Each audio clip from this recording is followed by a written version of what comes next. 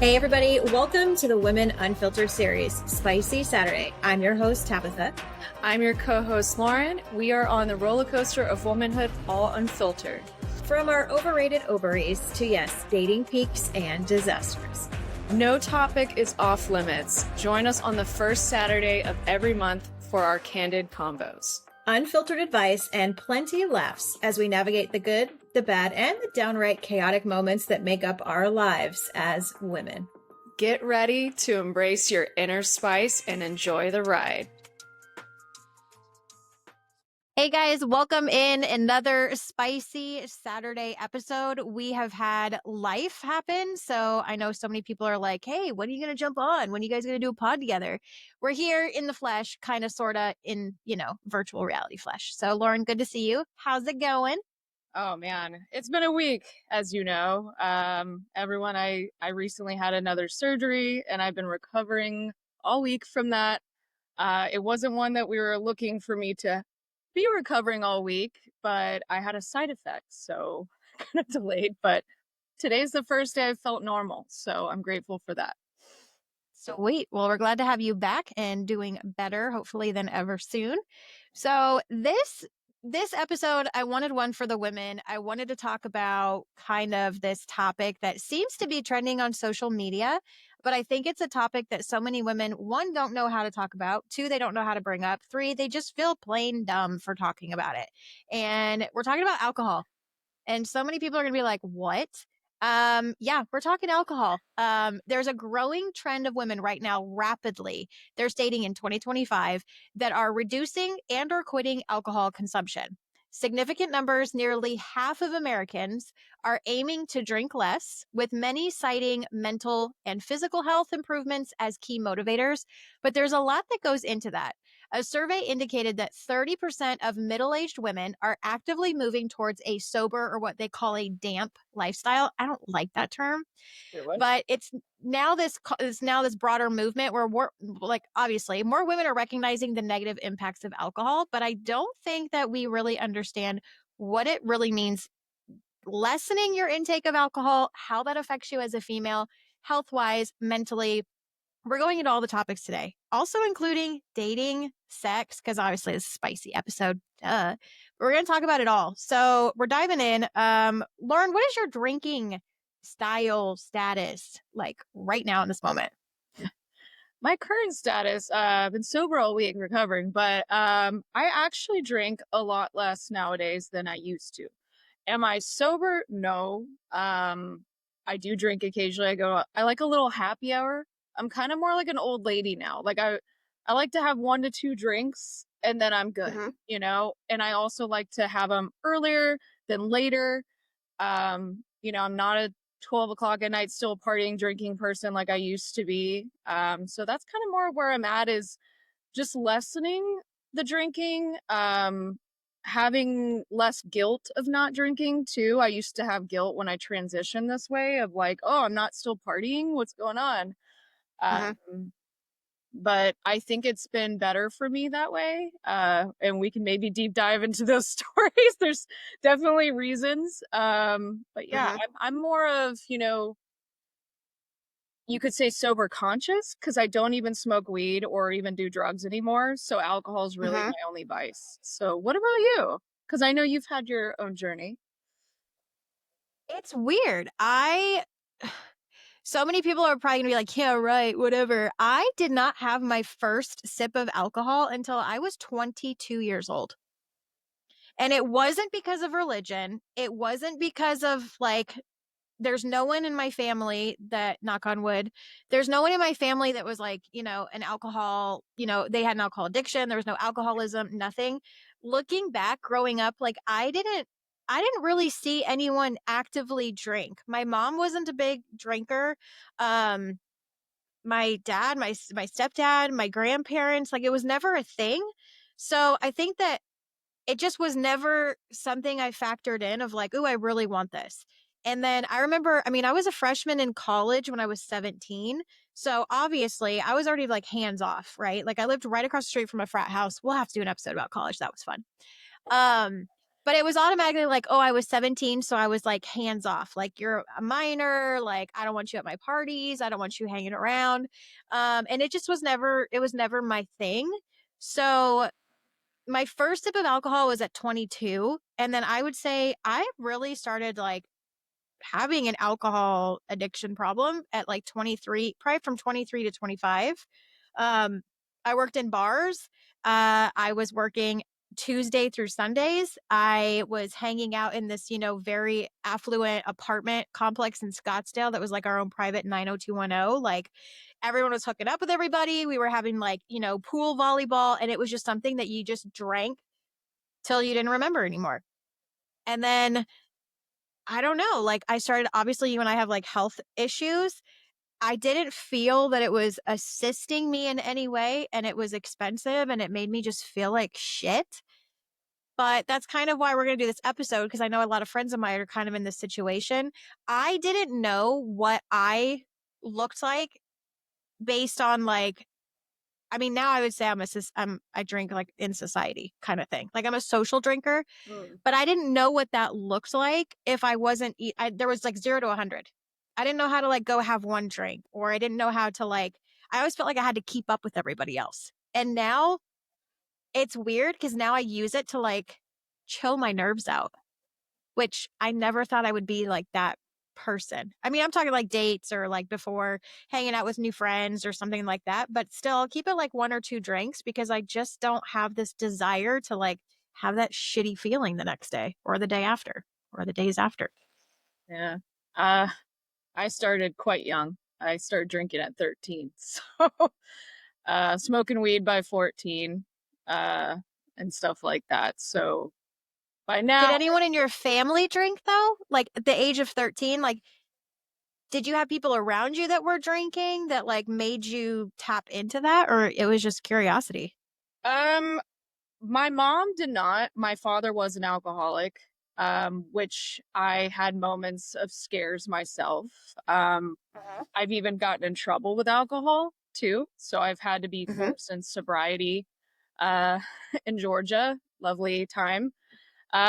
Which really was a wake-up call because like you said, going out and feeling like you had to keep up with people. Like I would go Mhm. out and feel the same. Like I would be like, oh, you're doing a shot, I'll do a shot, and I didn't realize then, but I realize now that I had social anxiety. And as social as I seemed, as extroverted as I seemed, I was really, really anxious. And so I was drinking to, be social and be the fun person, but I was also drinking to hide or stuff down or, um, you know, numb basically some traumas that I had been through as well. Like I do realize now that I was kind of drinking to numb that part of me. And now I like to Mhm. dream. I like to drink to like relax, and that's why I still do. And I realize like I luckily did not become an alcoholic, knock on wood. I can quit at any Mhm. time, but it is in my bloodstream, and I have to be very, very careful about that. When I say bloodstream, my genetics. So. Mhm.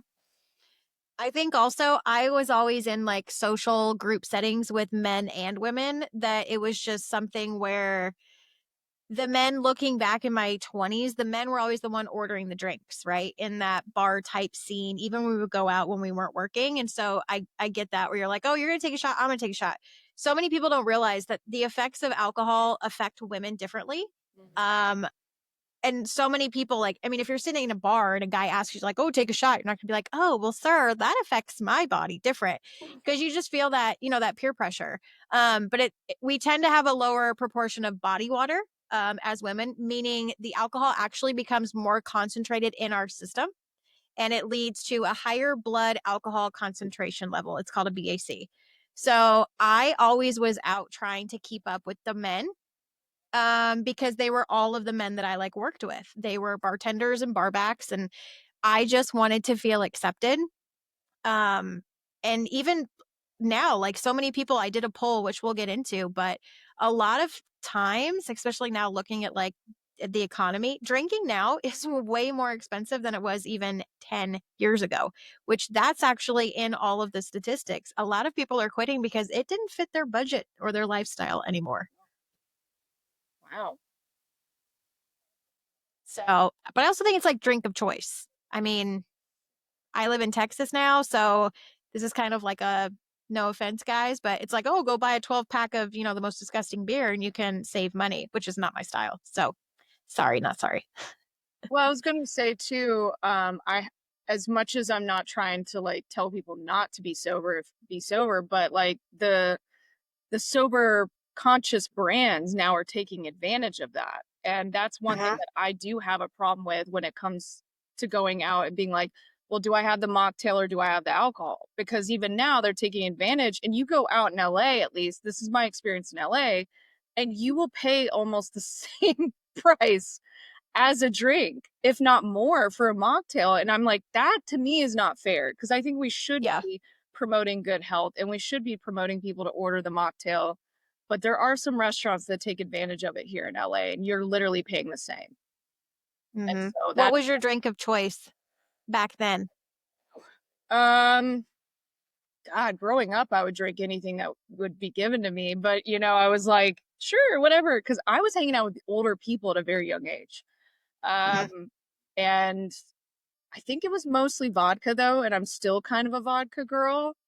Vodka, soda, and lemon, which is actually my healthy drink. And usually wine. But I did go through a whiskey phase because hello, I lived in the South. But I always noticed the hangovers were so much worse.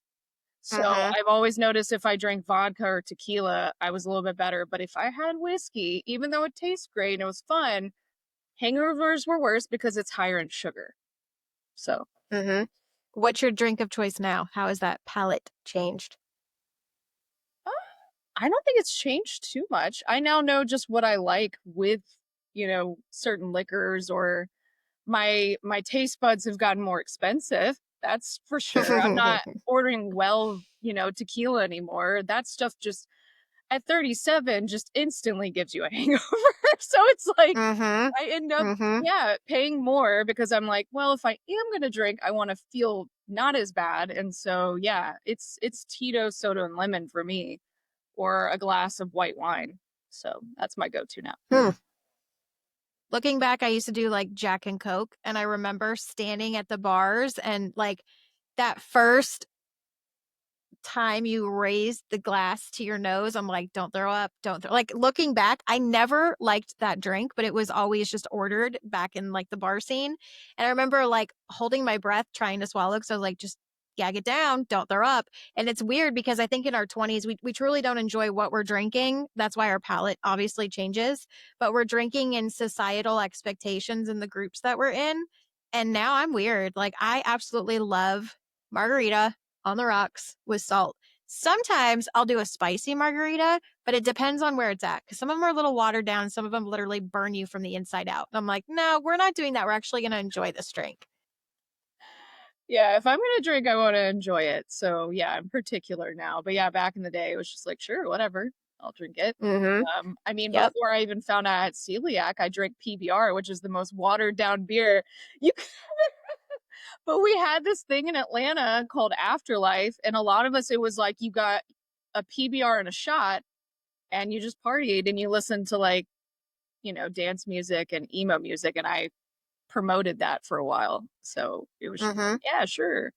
Didn't realize I was like probably slowly hurting myself with the beer, but at that time I was like, whatever I can afford. Because I did go through times where I was like, what can I afford? Okay, I'll drink this dollar beer. Now PBR is Mm-hmm. like expensive. So is Tito's, used to be, Mm-hmm. but here nor there. Yep. It's also something society expects women to drink in social settings, and that pressure obviously shows up. I also think it's something where, I mean, I've talked to a lot of my girlfriends, and I would always say, like, oh, I'm going on a date. Not right now, but like in general, like, oh, I'm going on a date. And the mixture of my friends is fun because it's always like, oh, good luck, like, order something nice or do this. But then, I mean, I have other friends like on the opposite where they're like, oh, I could never go on a date without like taking a shot or two before I get there. And it's interesting because I think in dating, society has put expectations on you meet for drinks. Like when you go out for a date, it's automatically you either meet for dinner, you meet for drinks. When you're not drinking or you have stopped and quit drinking, I feel like that puts a societal pressure on having to explain yourself.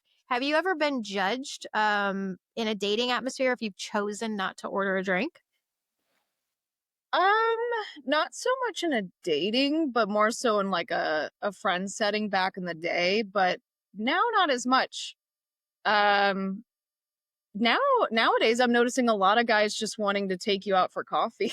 Like, or they're not drinking. Not in Texas. Y'all need to come here because that would be a nice date in and out, not like dinner, drinks, planning, an activity after. That's too long. We've already had those conversations on other episodes, but that's too long. So if y'all could move here to Texas and do coffee dates, that'd be nice. That is one thing I guess I can be grateful for in a way is Ellie's very health conscious. So, and it's not just the women. So the men are like, also, I mean, I could go down a whole other reason, but yeah, I don't think the men are as judgmental about it.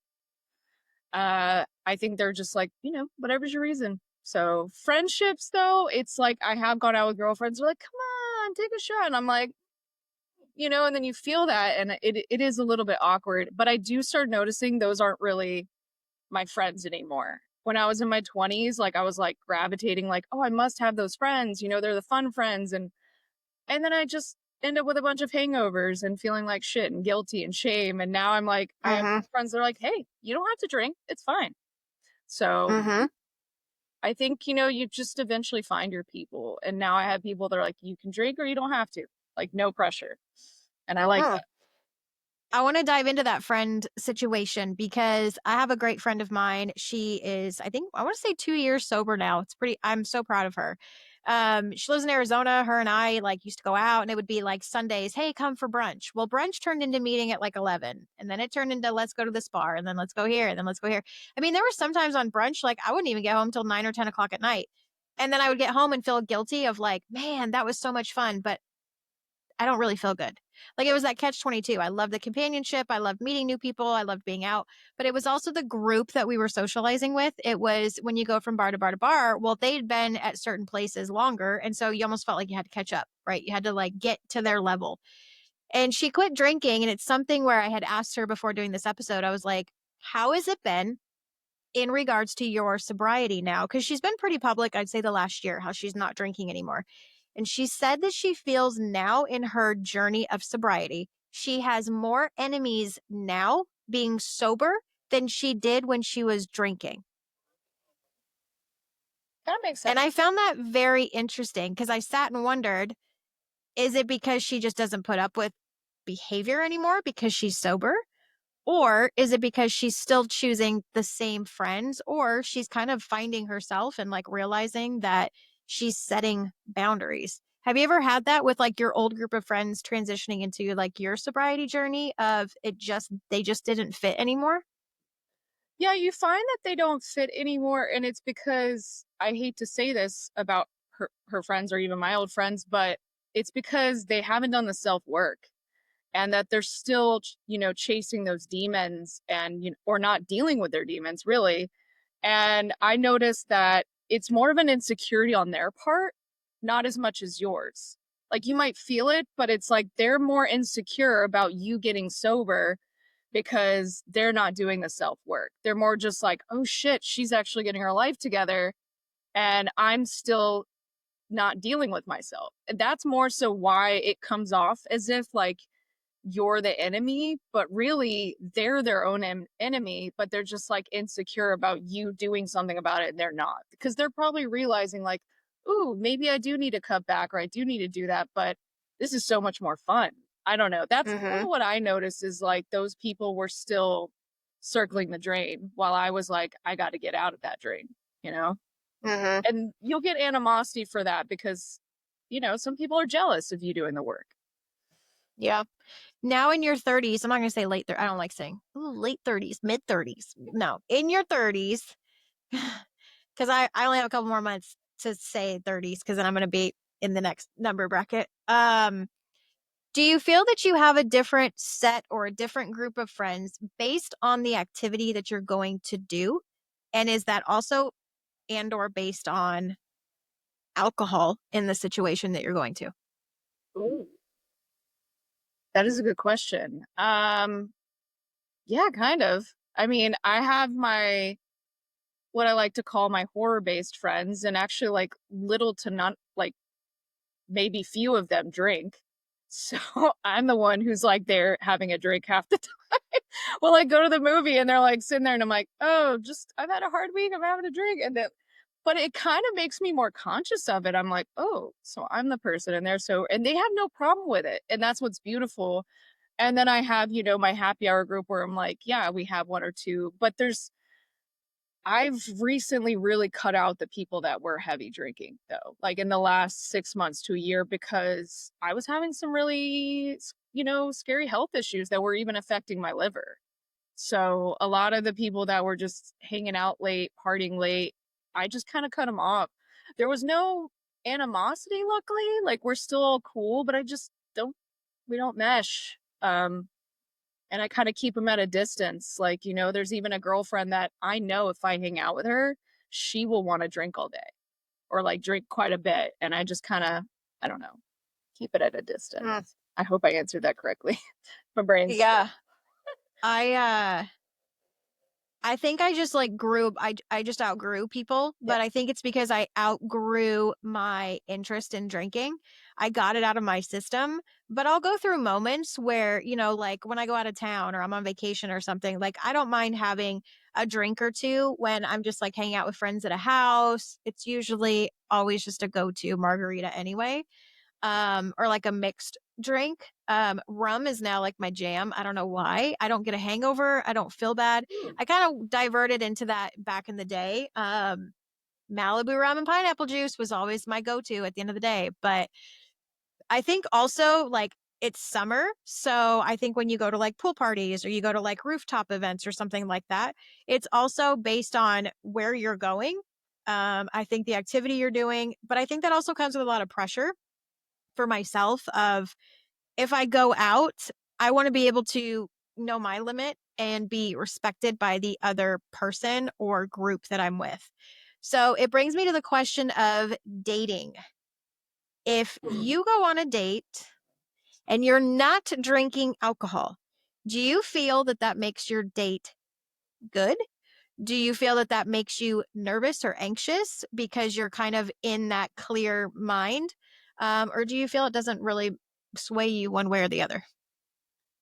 I do think that it makes me a little anxious and nervous. Probably because that whole like social anxiety thing, but I do think that it is good to occasionally have a sober date, though. I've now realized I used to probably never do that, but I did experience that in the last 2 years where I went on like a coffee date or two, and you really get forced to like know each other. Because when you're drinking, sometimes your brain it works differently. You might be attracted to the person when you probably wouldn't be as much if you were sober. Let's be honest. Oh, I've had some coyote ugly moments.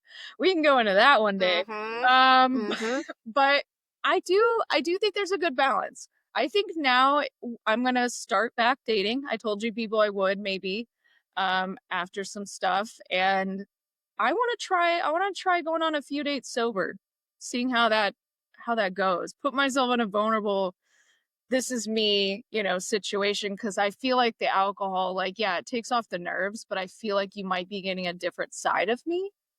What do you Mm-hmm. think? Like, because I feel like there's a little bit of a difference in my personality when I drink.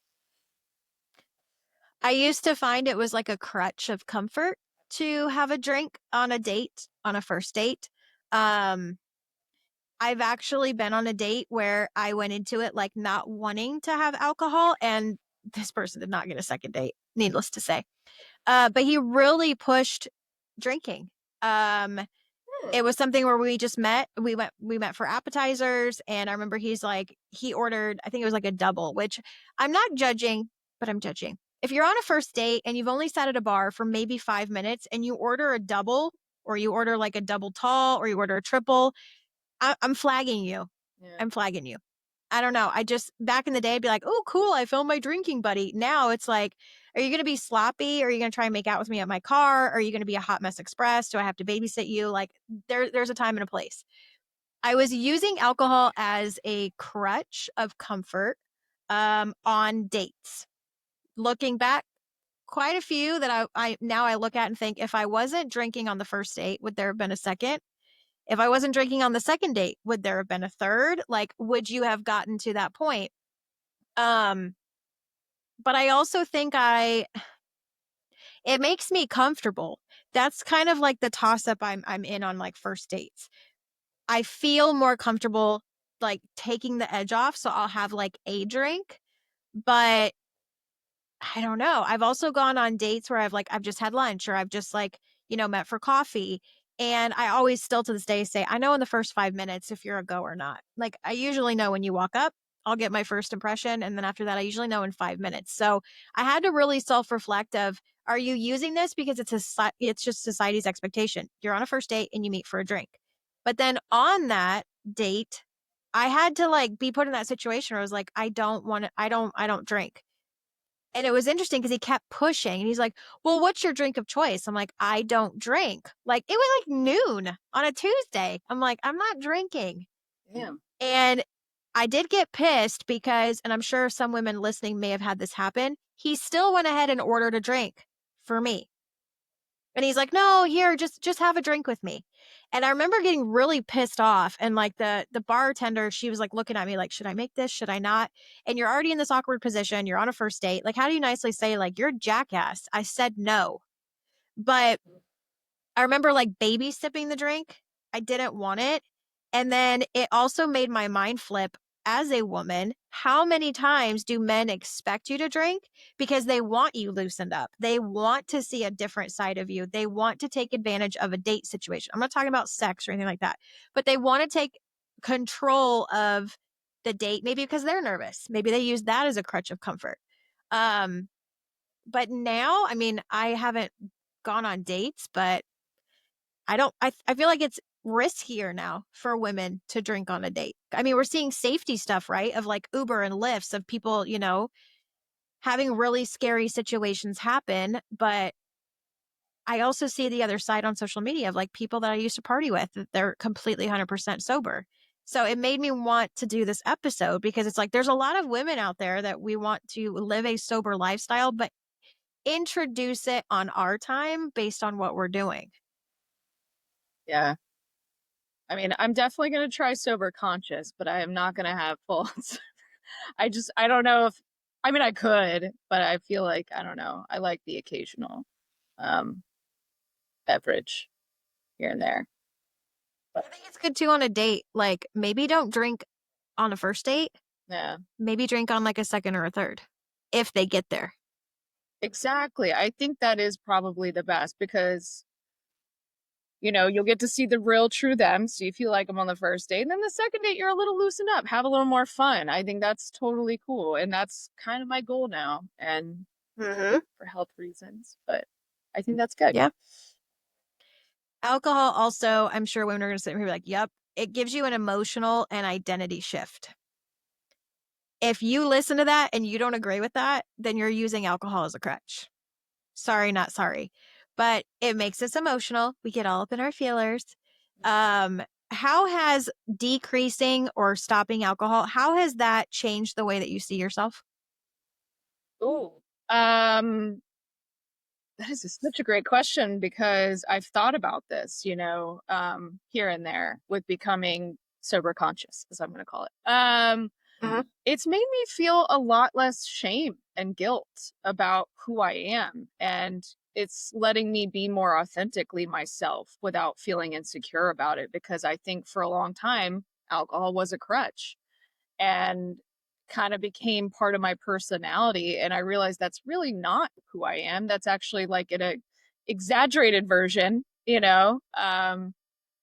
and I don't know. I feel like I wake up, most mornings now with a little less guilt and shame. And I like that. Because there's so many mornings I've woken up with feeling just depression and guilt and shame from being like, oh God, what did I say, the night before? What did I do? Now I don't really have that because I'm not drinking to excess anymore. But don't get me wrong, people, like everybody deserves to let loose once in a while. And I do. Like, I had a girls' trip recently and we had like, wine tasting and we definitely were like, a little buzzed, but now I don't feel the guilt and shame. And that is such a good feeling to be lifted off. Because if any of you have ever felt that, like where you're like had too many and the next day you're just like waking up hating your life and hating yourself, that is the worst feeling. It's the worst. Have you Mhm. ever woken up just being like, oh God, what did I do? What did I say? I've had that. In my early 20s, yeah, because I think I felt like invincible and untouchable, and alcohol just put that extra, brick on top of that. I kind of had the complete, I would say the first couple months. I mean, it's obviously been easier in my 30s, but I would say I had the complete opposite feeling about myself than you did. I actually, which is strange to say this out loud, but I was absolutely terrified of myself when I was not drinking. Mm. I was drinking because I knew where I wanted to be in life. I knew I had these expectations of like, oh, I want to be married and maybe I want this. And I had all of society's expectations thrown on my lap in my 20s of, oh, by this, I mean, I was like the timeline queen. I've slowly let loose of that control. Alcohol not involved in that. But it was like, oh, by this age, I need to have this relationship. By this age, I need to have this career. By this age, I need to be married. And then, society feels I should be a mom by this age.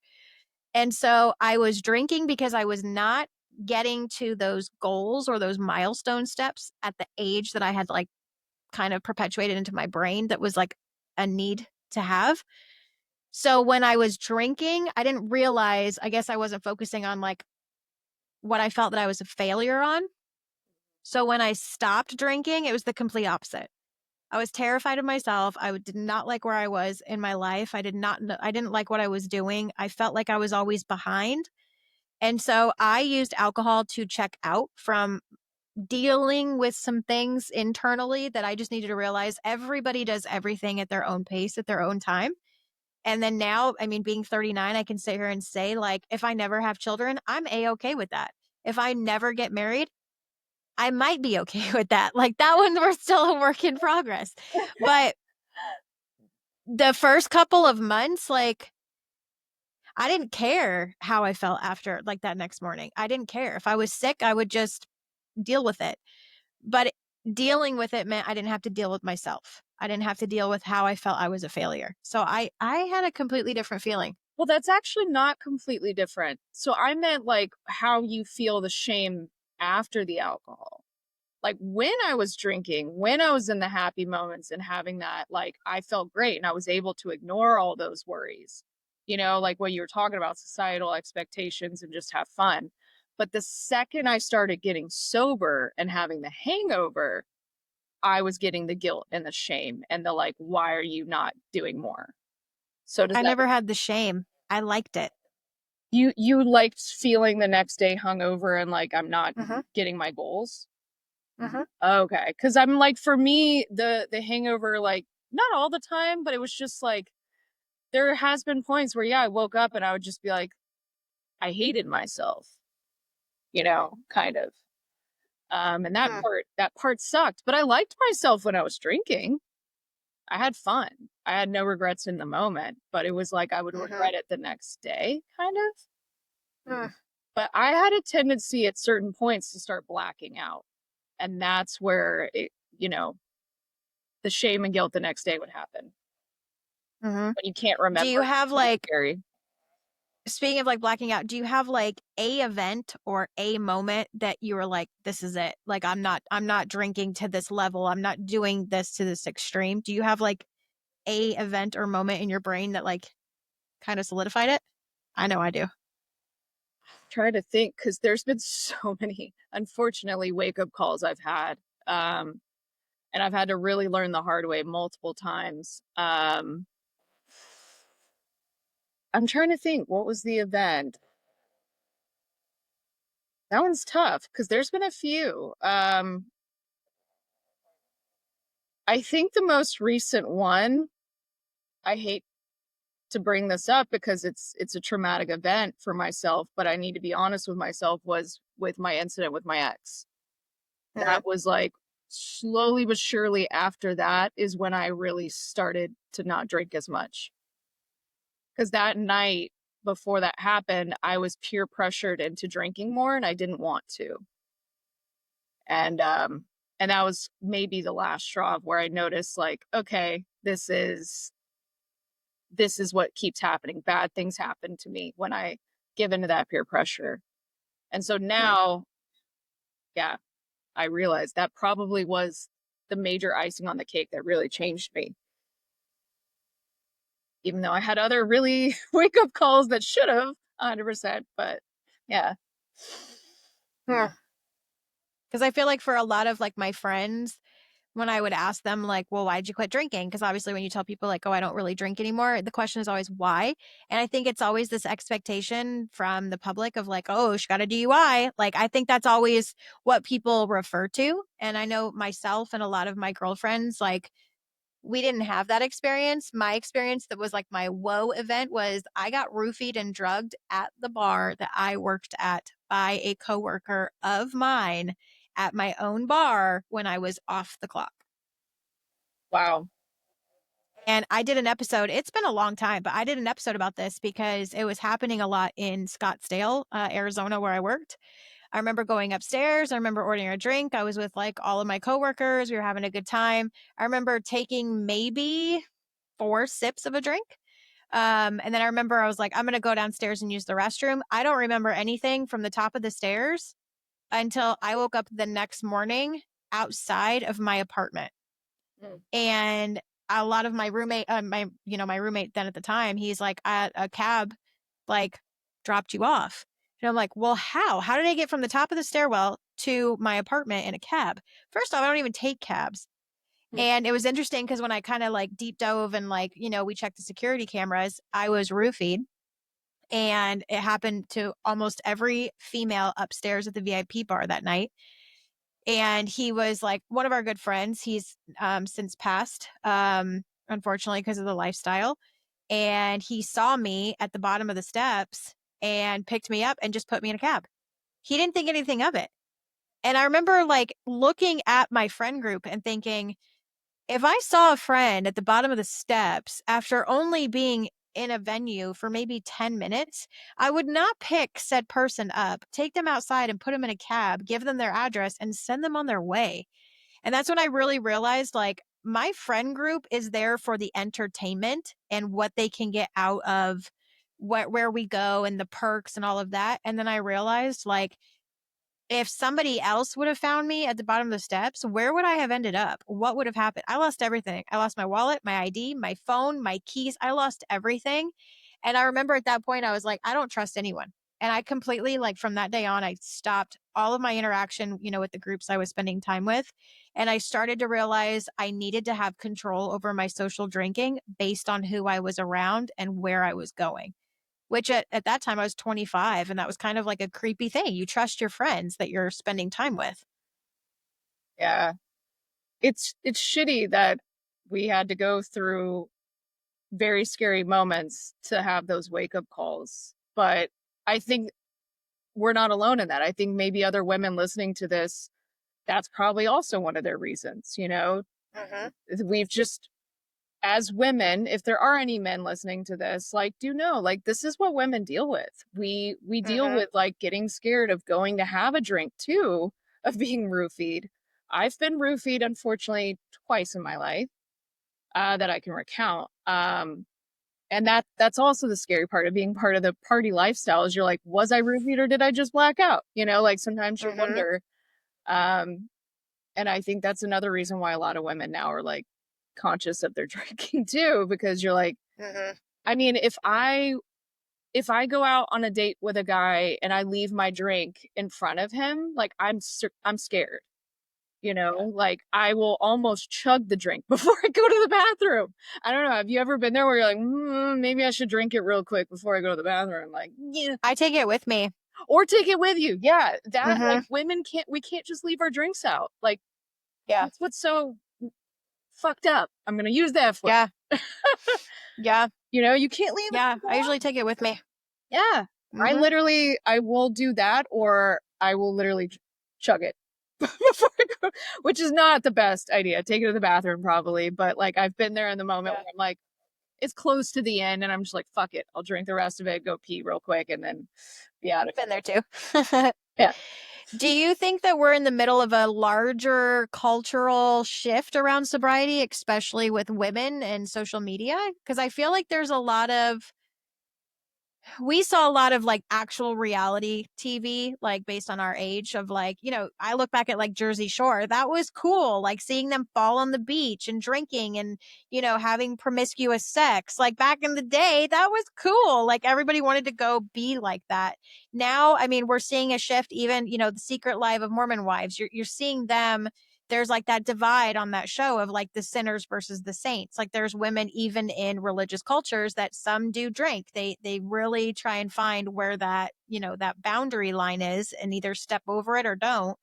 But I think there's a lot of social media influencers from what I've been following and seeing that are making a huge cultural impact on sobriety for women. Hmm. I haven't seen too much of it, to be honest, but I haven't seen people not. Like a lot of influencers that I see are kind of, influencing a lot of different things.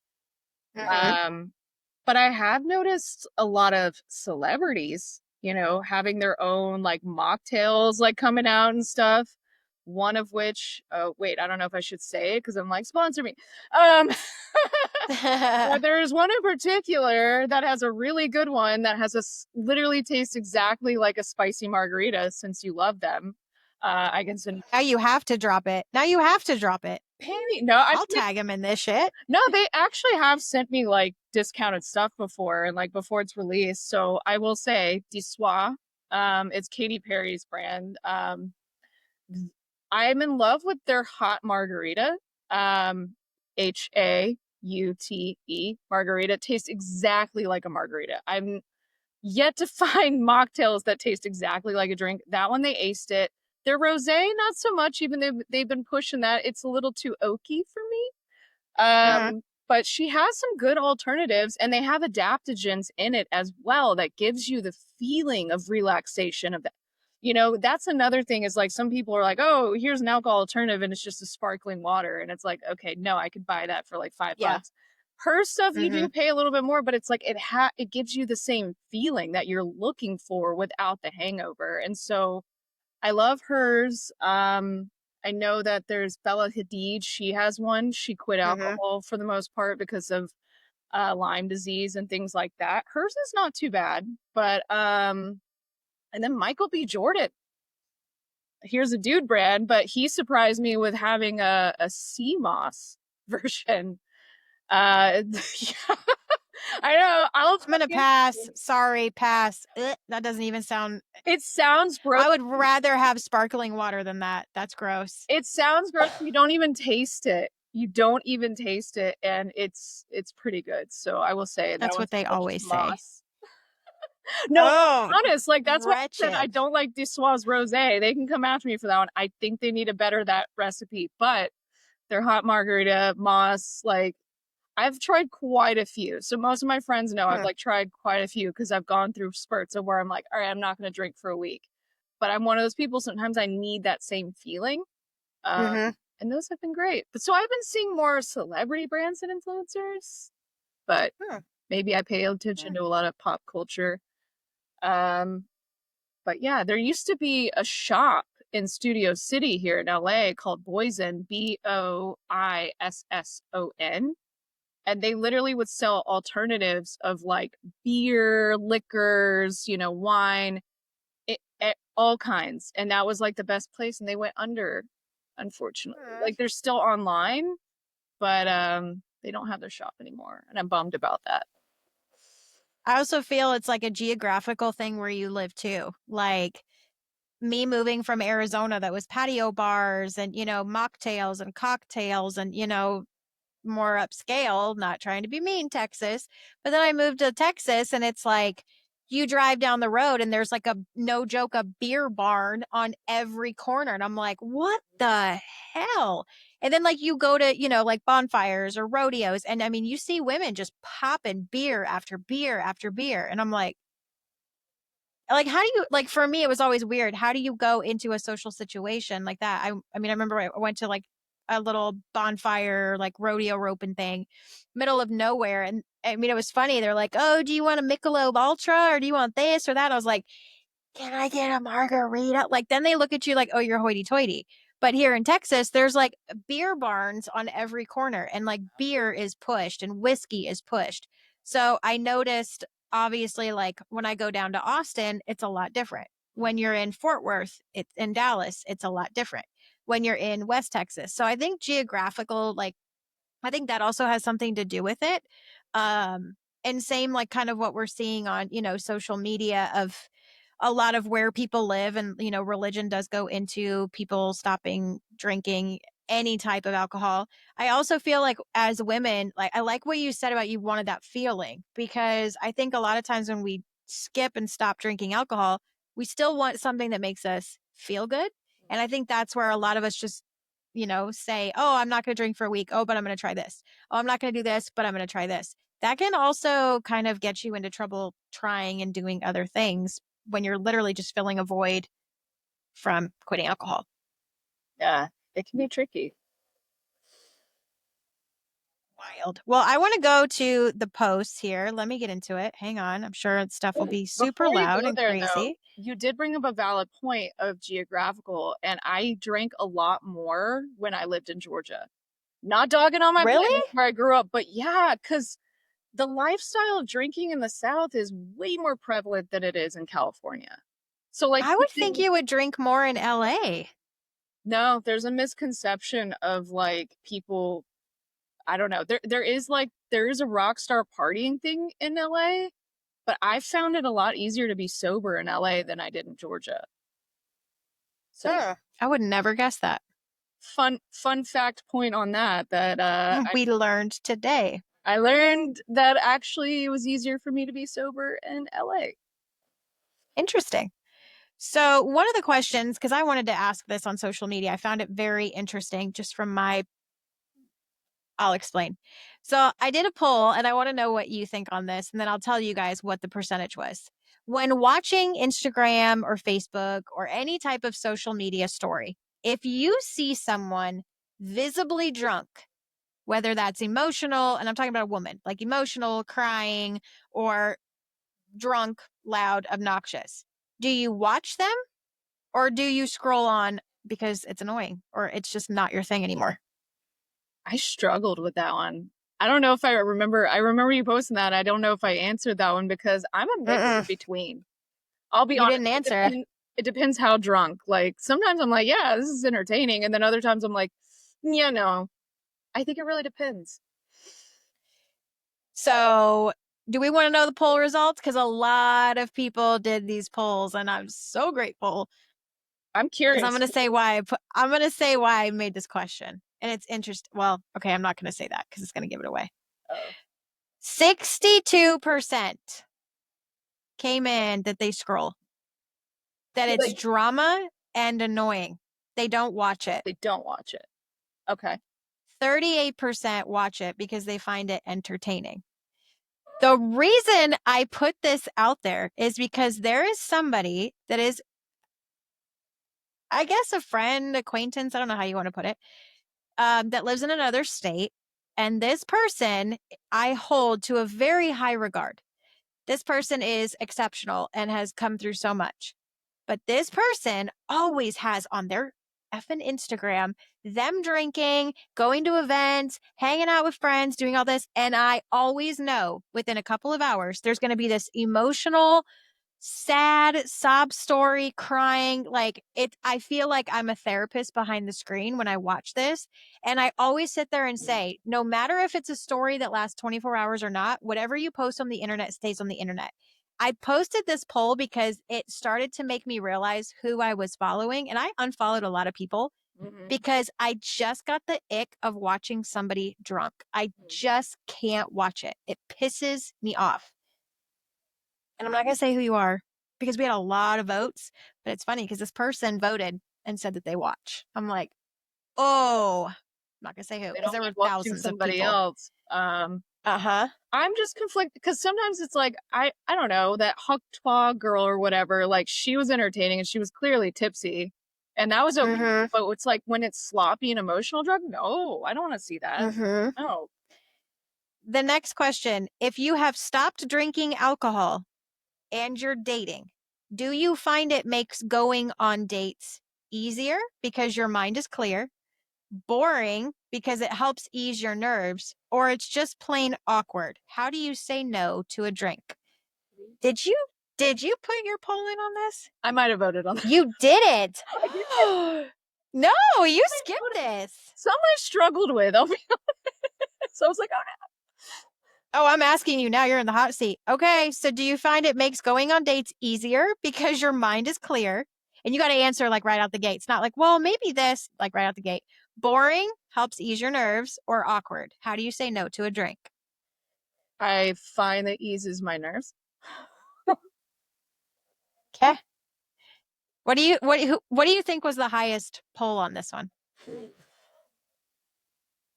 I bet you a lot of people probably said, "Oh, I mean, it depends your kind of crowd that's following, but This one shocked me. The poll results on this one said shocked me. boring."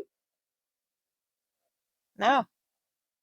I would have thought it would have been awkward. Oh, That's why I put that in there as a third option. Like it was awkward. Like how do you say no to a drink when you're dating? yeah, what is 67% said easier. My mind is clear. 33% said it was boring. No one said it was awkward. So I guess a lot of your followers are different than us. Thank you. And then I was like, am I the only person that feels awkward when I go on a date sober or I go on a date without it? That one really surprised me. Nobody said that it was awkward. Wow, I applaud the people that said, "Wow, good on y'all." Yeah. I'm wow. Yeah.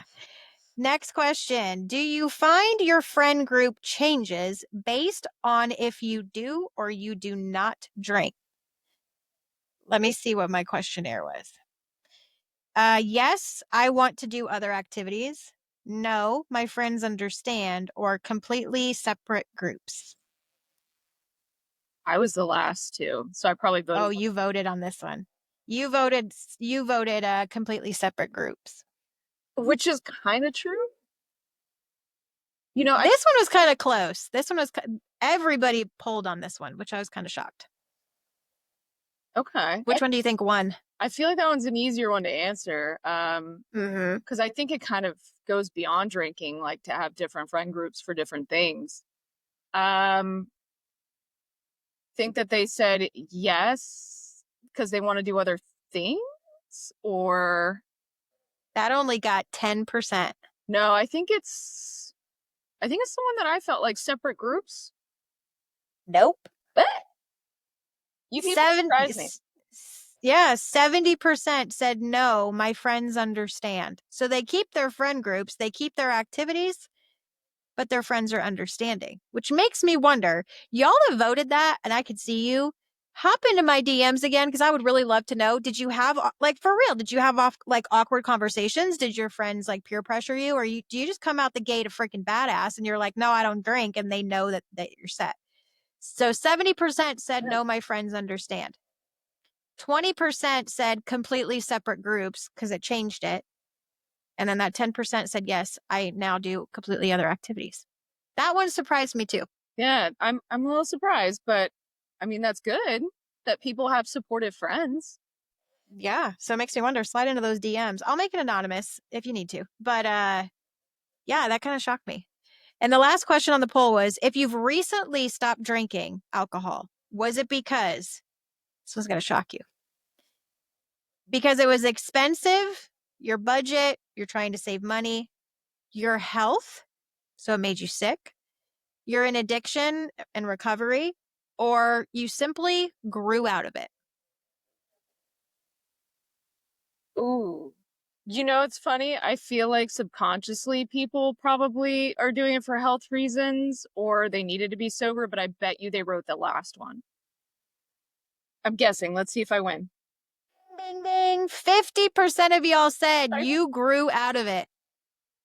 I had a feeling people would say that because I've heard that from people too, but I'm like, is that the truth though? That's what I What do you think was second? This one's going to shock you. What do you think came in second? So if they said that one,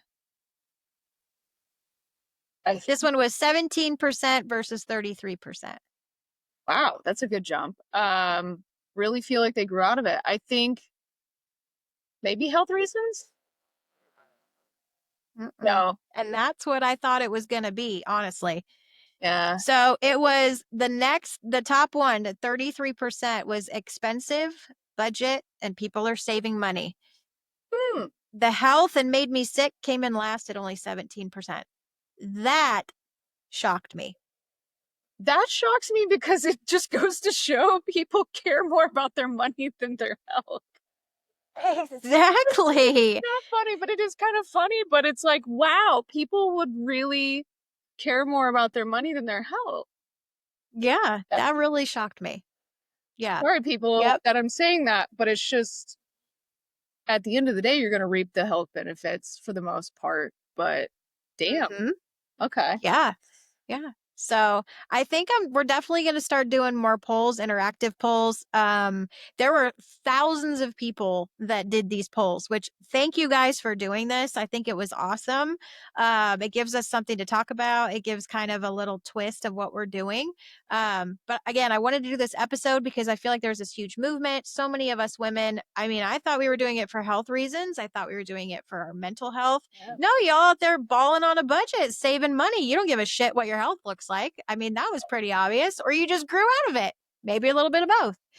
But we've got some really fun episodes coming up. I can't give you guys names, but we're going the next episode that's coming up for Spicy Saturday because I want to drop it. We're gonna have a guest on with us. I did an episode privately with her and I was just really intrigued. She's known as like the desert MILF, and she is an active female in the adult entertainment industry.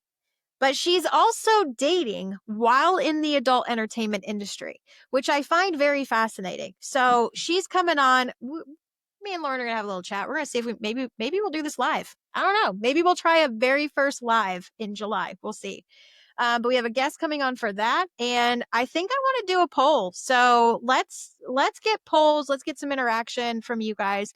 Let's see what topics you want to have for Spicy Saturday. Do you guys want to talk about sex? Do you guys want to talk about dating some more? Do you want to talk about health? Do you want to talk about breaking generational curses? What do you guys want to talk about? So if you guys got ideas, hit over Lauren's DMs, hit my DMs, send us an email. I really enjoyed today's conversation about talking about alcohol, sobriety, health, mental health, loving yourself.